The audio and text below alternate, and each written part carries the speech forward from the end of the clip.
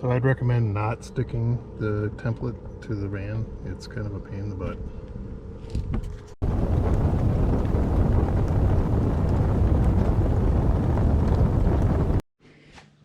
So I decided to do the Uponor route.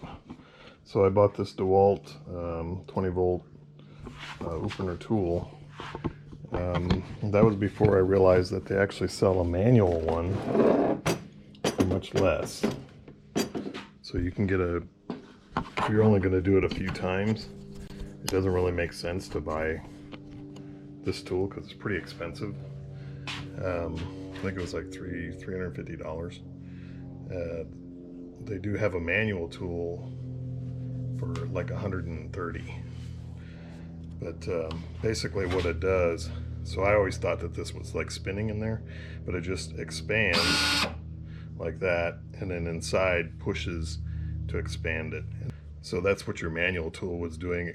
You would put it on there, you would expand it, contract it, turn it, expand it, contract it, turn it. So you're doing all that part manually. So just gives you a little less time. So for my Pex, I'm using this white Pex for the cold, because they didn't have blue when I was shopping for it, because of COVID basically. It is in supply now, but it's Uponor. This is suitable for either cold or hot, and then I have red Pex for the hot. So I also found this at Home Depot. This is Pex A. So this would be for Uponor type fittings. So they have Pex, which is like your sharp bite fittings, and I think that's Pex B, and then Pex A is for the Uponor type fittings. Okay, so these have a little lip on the inside of them. You just push that up against there, stick it on your Uponor tool.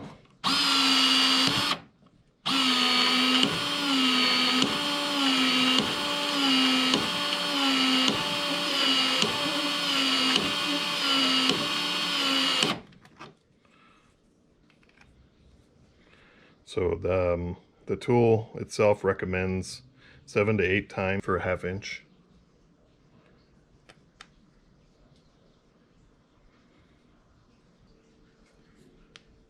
That's pretty tight. So I think what I'm going to do, normally I see a lot of this to this to this to changing all these different types. So I found this at Home Depot. Is like a pack of 10, and it's plastic, so it can go directly into my water tank. And I'm just playing around with this because it's the first time I've used it. So yeah, I think I can just go directly from the water tank directly into the pump. And then I also found this fitting at Home Depot. So it's basically an Uponor or Pex A fitting, and then this is the same type of fitting that you would use if you were putting the silencer kit on there. So you can go directly onto the input or the output of your pump and your accumulator, and directly to Pex. So there's no need to have all these weird adapters. So check your local Home Depot, see if they have a Pex A section, and you'll probably find a lot of stuff that you can use. And it'll eliminate a lot of that building and constructing all these different adapters to make it work. Okay, so I'm installing a water level sensor. This is from KUS. So you want measure your tank and then subtract 1 inch, and that's how deep you want your sensor to go. So I drilled a hole in the center there, and then I'll mark these holes so that I can drill. Make sure that you are aware of which way you want your wires to go, because otherwise you'll have it all twisted around. This is making a nice straight shot. So this will be towards the back of the van. And here's my ports here. You want it to be away from the walls, your sensor, and also 1 inch above the bottom. Okay, so I drilled the main hole, and now I'm drilling out the pilot holes for the screws.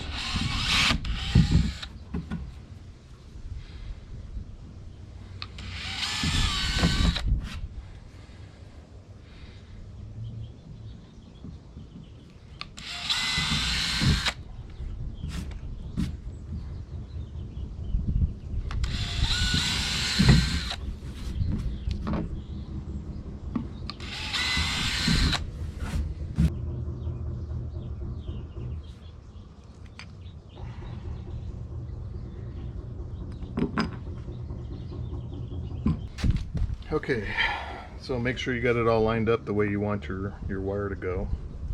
And then I'm using these screws here with a little rubber washer. It's metal on one side, rubber on the other. I'm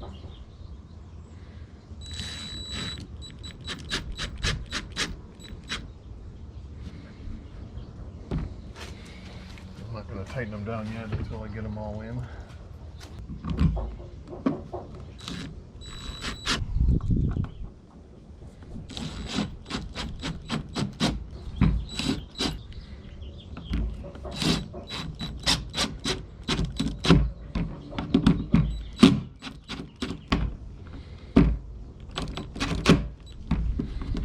Okay, that's pretty good there. Don't want to go too tight because I don't want to strip it out. So that's installed, and so now this will just go back to my servo, and I'll have a nice digital display of where my water tank level is for the gray tank. I also have one for the fresh water. So to get these ports open, they recommend just using an X-Acto blade. So you just basically cut around here, just kind of plunge it in and cut it around. So one of the things I'm going to do first is I'm going to drill a hole in there. So that'll give me something for needle nose pliers to grab onto when this thing is getting close to being done, so I can pop it out instead of having it fall in. Because when you're cutting it, you're kind of cutting it a little bit bigger. It is flexible, so once you get a good cut on it, it will bend. So it can, it'll come out of there.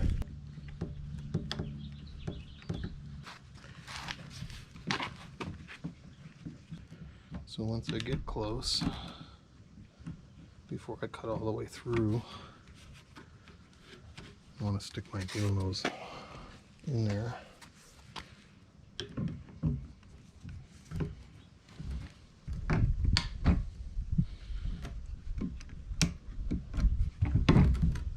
Go.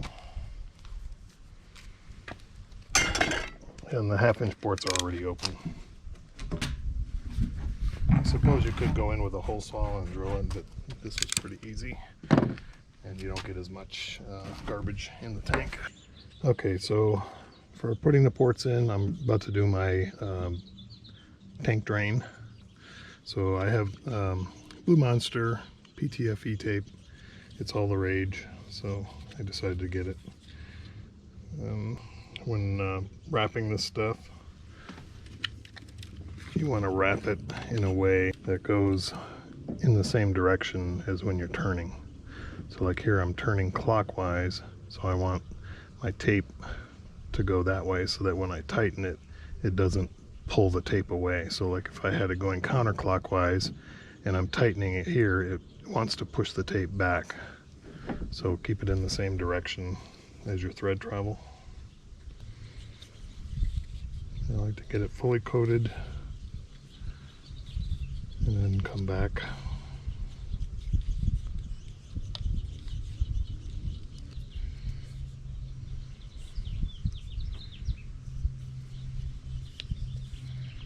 I like to give it a once turn and then just put it in.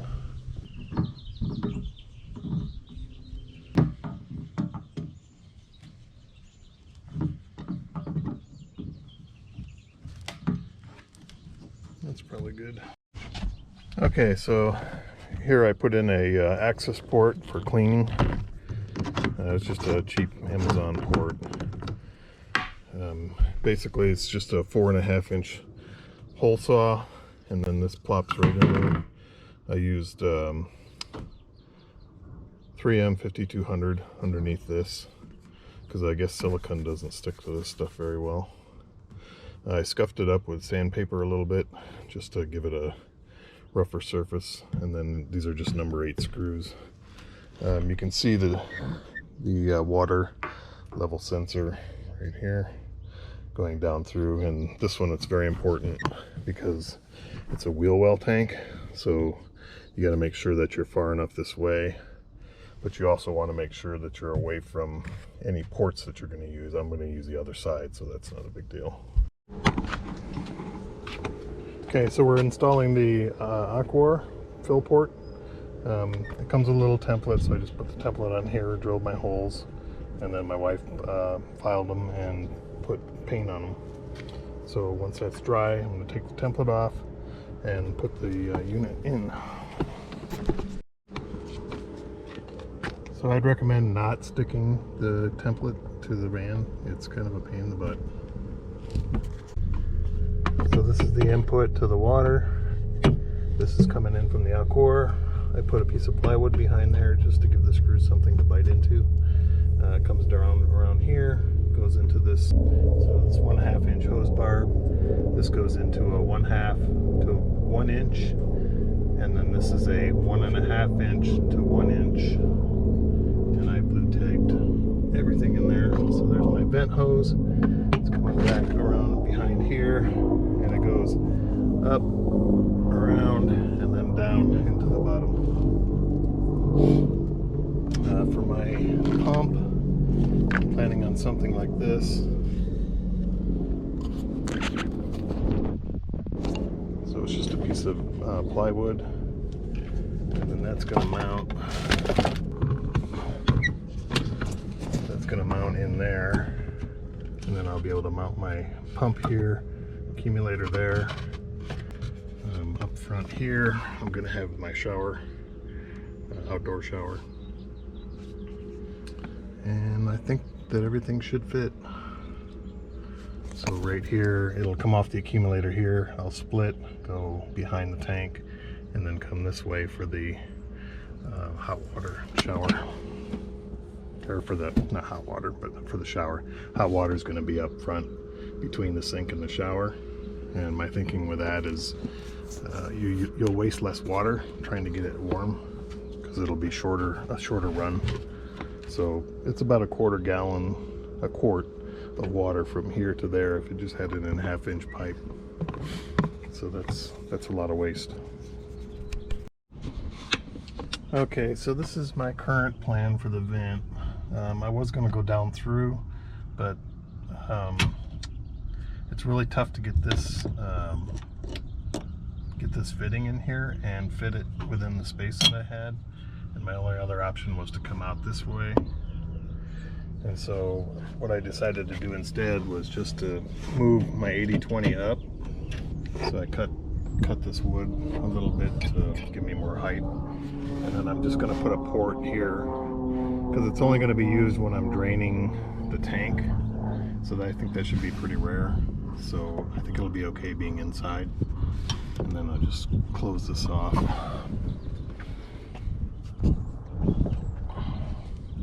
And so I'll have a panel right here, and then this will just come out, and there'll be a fitting like this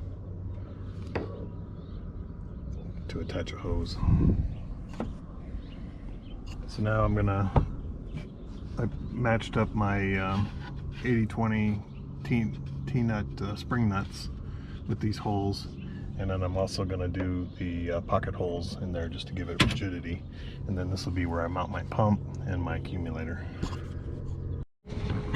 Okay, so I got the pump mounted here. It's mounted this. I looked on the instructions and it says it's okay to mount it vertically, but the preference is to have the motor side up, so that if water gets inside, or if something breaks down inside of the pump, it's not flooding the motor. Accumulator coming out here. I'm not sure about these fittings. I'll have to do a quick test on them as soon as I get the water flowing, just to make sure that they're not I might have to PTFE tape that. Then it's going to go up here. This side's going to go out and then up to the shower area, and then this one here is going to come down, and I'm going to have my outdoor shower right here. So not too bad. I really like the Uponor. It's super easy. You can just, when you're measuring, you just cut to wherever the stop is, like right here. I just measure to there on both ends and cut it and fit it right in. Works great. Okay, so I just wanted to go over what I've got set up so far. So here's my fill from the outside. So this the Aqua. So the fill from the outside comes in, and there's an elbow, the same type of elbow here, and it comes down in this tube, and this will go right into my fill tank. I have a 1.5 to a 1 inch, and then a 1 inch to a 1/2 inch. I found these at Home Depot.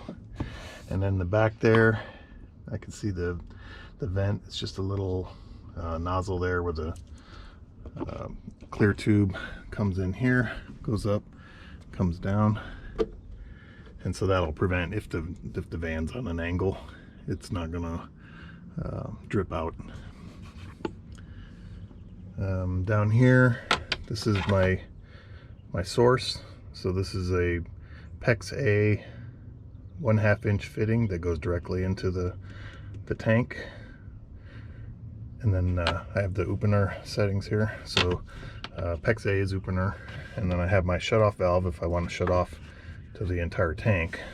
And then it elbows up, and I have these little Pex to threaded adapter here. So it goes directly into the filter. This actually came with the pump. And then it angles back, comes up. There's another one of these into the pump. And then from the pump it goes to the accumulator right here. Another one of these elbows out of the accumulator directly to Pex.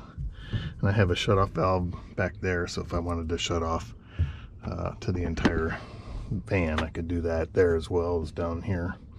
This would prevent the pump, and this one prevents from going outside the pump area. Up here, this is for the shower. So this is a cutoff for the shower, outside shower. And then it comes through here, curves down, splits, and then goes into both the hot and the cold. And these are the Pex. You can actually turn Pex, maybe not easily here, but you can actually turn it and it'll still be solid. And then back there, it's going back and elbows and goes all the way forward up to there.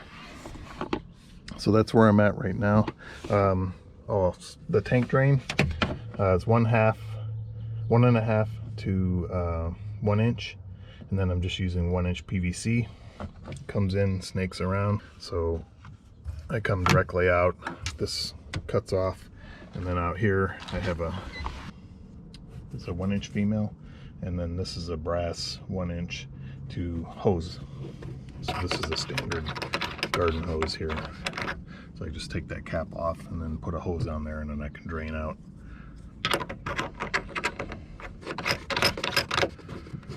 And then here's the shower. I mounted it sideways just because of room. I'm doing coin matting on all of these here.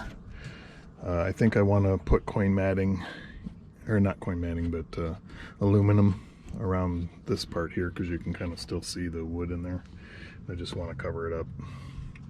That won't be that hard because this just pops right out. I think that's it for here. I did this as well, aluminum. So that's just angled aluminum on the back, and then I had to route, because the 1/2 inch plywood, this is 1/2 inch aluminum, and if I didn't route a groove, the matting would stick above the aluminum edge. So I had to route a groove around the whole thing so that it would sit flush.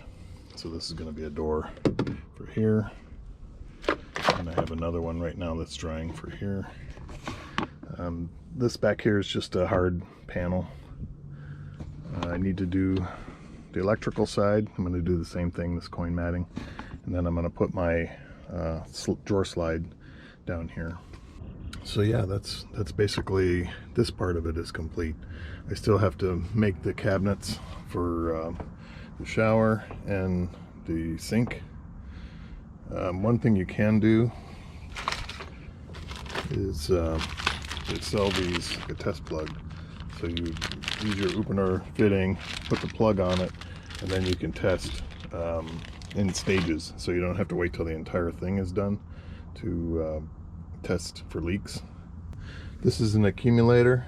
So I don't know if you know what that is or how it works, but basically there's an air bladder inside of there, and it's set to a PSI. The PSI should be equal to when your pump turns on. And so what happens is your pump pumps in there and it squeezes that bladder, and then when you're using it, the bladder will expand and keep the pressure up, so you don't have your pump constantly going on and off, on and off, on and off.